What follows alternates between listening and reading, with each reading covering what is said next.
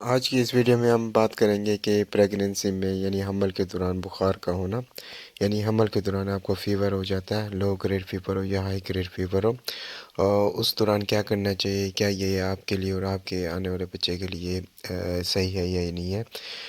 जैसे कि आपको पता है कि बुखार किसी भी किस्म का हो, ये एक अलामत होती है किसी भी बीमारी की। यानी कि आपकी बॉडी में कोई भी किस्म का किसी भी किस्म का इन्फेक्शन चल रहा है तो उसकी जो पहली अलामत होती है वो बुखार की होती है, फ़ीवर की होती है। तो फ़ीवर का होना किसी भी स्टेज में प्रेगनेंसी में वो किसी ख़तरे से कम नहीं है। तो इसको ट्रीट करना या इसका इलाज करना बेहद ज़रूरी होता है। तो वो औरतें जिनको हमल के दौरान ख़ास तौर पे फर्स्ट ट्राइमेस्टर में बुखार हो जाता है, फ़ीवर हो जाता है और ये फ़ीवर 101 फ़ारेनहाइट तक जाता है, तो ये काफ़ी ज़्यादा ख़तरनाक होता है। तो इसको कंट्रोल करना बेहद ज़रूरी होता है।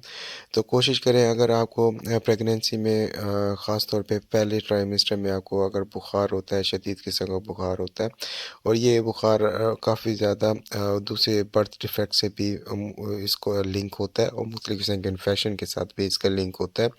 इसको रूल आउट करना बेहद ज़रूरी होता है। तो बुखार का प्रेगनेंसी के फर्स्ट ट्राइमेस्टर में होना बहुत ख़तरा होता है इसके दौरान। तो कोशिश करें कि अगर जैसे ही बुखार हो आप पैरासीटामोल, पैनाडोल जैसी टैबलेट का इस्तेमाल कर सकते हैं ओवर द काउंटर, यानी डॉक्टर के पूछे बगैर। क्योंकि इसमें जो मेन चीज़ होती है वो यही होता है कि आपके बॉडी का जो टेम्परेचर है उसको नॉर्मल में लेके जाया जाए। चाहे उसके लिए आपको पैनाडोल का इस्तेमाल करना चाहिए या ठंडी पट्टियों का इस्तेमाल करना चाहिए। क्योंकि अपना मेन जो मोटो होता है, मकसद होता है वो टेम्परेचर को 37 सेल्सियस पे या फिर 98 फ़ारेनहाइट पर लेके जाना बेहद ज़रूरी होता है। तो इसके लिए पैनाडोल का इस्तेमाल किया जा सकता है और मुख्तलिफ किस्म की दूसरी घरेलू जो तरकीब होती हैं जिसमें आप ये है कि ठंडी पट्टियाँ कर सकती हैं। ये चंद ऐसी चीज़ें हैं जिसके ज़रिए आप बुखार का कंट्रोल कर सकते हैं।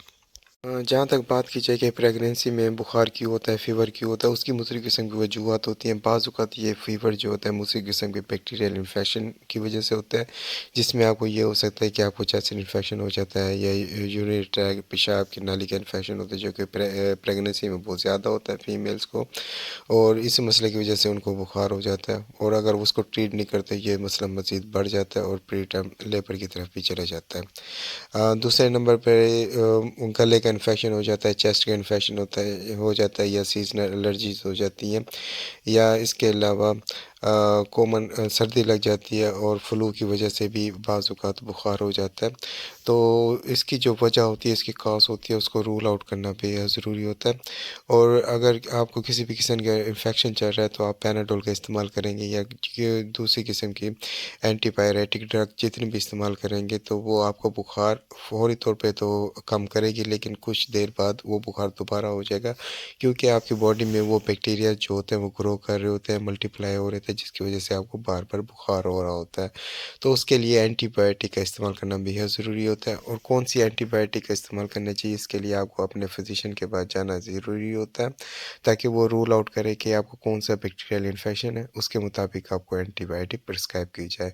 बाज़ औक़ात प्रेगनेंसी में जो बुखार होते हैं वो वायरल इन्फेक्शन की वजह से होते हैं और वायरल इन्फेक्शन के जो बुखार होते हैं वो एंटीबायोटिक से भी सही नहीं होते, वो अपने वक़्त के मुताबिक ख़त्म हो जाते हैं।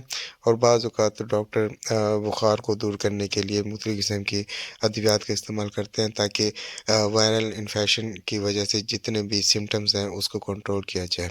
प्रेगनेंसी में यानी हमल के दौरान आपको बुखार हो जाता है तो आप पैनाडोल टैबलेट का इस्तेमाल ओवर द काउंटर कर सकते हैं, इन्हें डॉक्टर के मशवरे के बगैर भी कर सकते हैं। इसके साथ-साथ ब्रूफिन का या डिस्प्रिन का इस्तेमाल आप हरगिज़ नहीं कर सकते, जब तक आपके डॉक्टर रिकमेंड ना करें। इन 2 टैबलेट का इस्तेमाल आपने बिल्कुल नहीं करना। पैनाडोल का इस्तेमाल करते हैं तो इससे ये होगा कि आपको बहुत ज़्यादा स्वेटिंग होगी, बुखार जैसे ही उतरेगा जिसकी वजह से आपको बॉडी से पानी बहुत ज़्यादा ख़ारिज होगा, यानी कि स्वेटिंग के थ्रू, जिसकी वजह से आपको डिहाइड्रेशन यानी पानी की कमी हो सकती है। तो इसके साथ-साथ आप कोशिश करें कि जैसे ही आपको स्वेटिंग हो या पानी की स्वेटिंग बहुत ज़्यादा होती है, तो कोशिश करें ज़्यादा से ज़्यादा पानी का इस्तेमाल करें ताकि आप डिहाइड्रेशन से बच सकें और आप और आपका आने वाला बच्चा वो सेफ़ रह सके। तो उसके लिए आपको ये चंद एहतियातें करना बेहद ज़रूरी होती हैं।